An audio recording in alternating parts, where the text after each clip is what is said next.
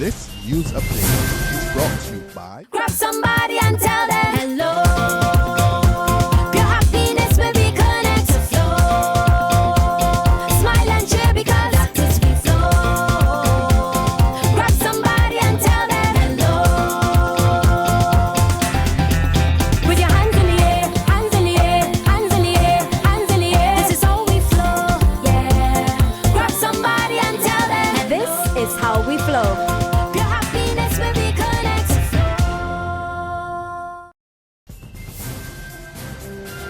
This is the Barbados Today evening news update for Friday, September 25th. Thank you for joining us. I am Mary-Claire Williams.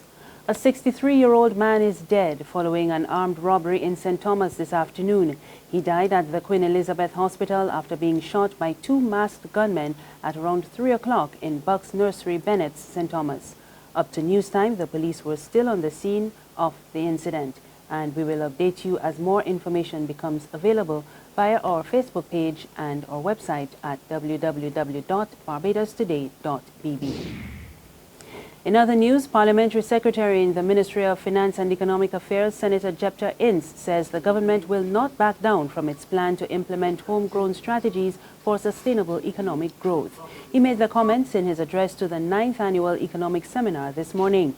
He said the island will only achieve the desired outcome by implementing tough measures. Our government remains focused on completing the job of putting the appropriate homegrown policies in place, fully adjust and reform Barbados' economy to achieve sustainable economic recovery through sustained economic growth and environmental and social sustainability.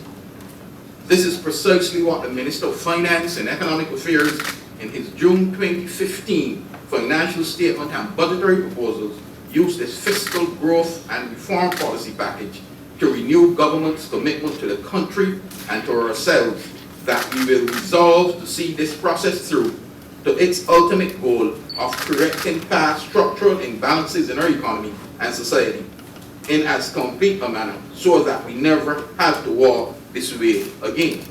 Tributes are pouring in for veteran businessman and activist Trevor Clarke, who passed away yesterday.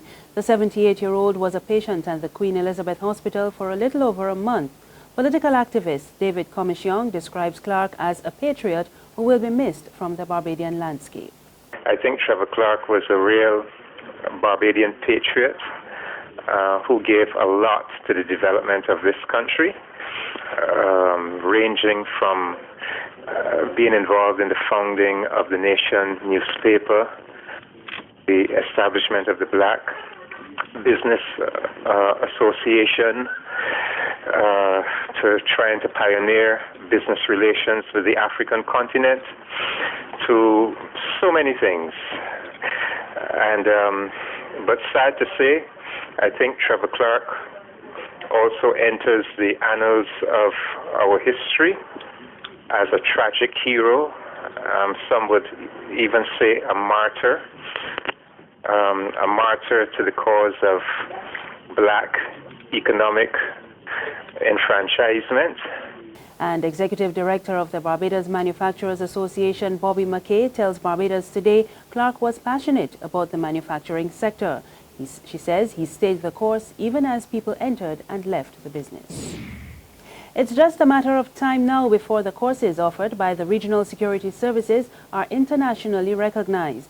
That's because the RSS has already started talks with the Barbados Accreditation Council to be internationally recognized as a training facility.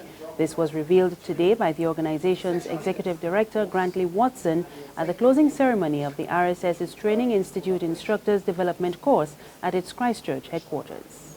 The effort to enhance instructor skills has even greater significance for us in the RSS member states.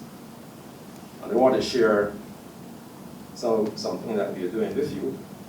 At present, or I should say recently, we commenced the discussion with the local accreditation council, Barbados Accreditation Council. We did that to have the RSS Training Institute registered, and that registration would be the first step towards gaining accreditation for the institute. Now with this accreditation, The RSS Training Institute will be internationally recognized as a training facility, and we are therefore allow graduates to be given credits on subsequent study programs, or even viewed more favorably by prospective employers. In sports, top Barbadian surfer Chelsea Tuach will be in action at the World Surf League Women's Championship Tour event in France next month. Tuach earned the wildcard entry as the highest-ranked Roxy rider not yet on the Women's Championship Tour. This will be her second opportunity this year to surf with the 17 elite female surfers on the Dream Tour. She was also granted a wild card for the prestigious Vans U.S. Open of Surfing held in July in Huntington Beach, California. There's regional and international news after this short break. Secure your future, be financially strong. Since 1983, we have been there for you. A smart range of products, great tax benefits. We're the solution to your hopes and your dreams. The Barbados Workers Union Cooperative Credit Union. The Barbados Workers Union Cooperative Credit Union. Humble beginnings to smart loans, smart savings. Save smart and borrow smarter, that's the move for me. Stability, prosperity, we're the solution to your hopes and your dreams. The Barbados Workers Union Cooperative Credit Union. The Barbados Workers Union Cooperative Credit Union. To the region now, Antiguan police have confirmed there was a bomb scare at the High Court this morning. According to police, at around 9:45, an anonymous caller reported an explosive device was planted inside the building which houses the High Court, among other offices. The entire building was evacuated as a safety measure, while police bomb squad swept the entire premises. No explosive devices were found, but police say they are continuing their investigations. On the international scene, Finland's government is condemning a protest in which demonstrators, including one person reportedly dressed in a Ku Klux Klan outfit, attacked buses transporting asylum seekers. There were no reported injuries, but television images showed fireworks near the city of Lahti being thrown at buses.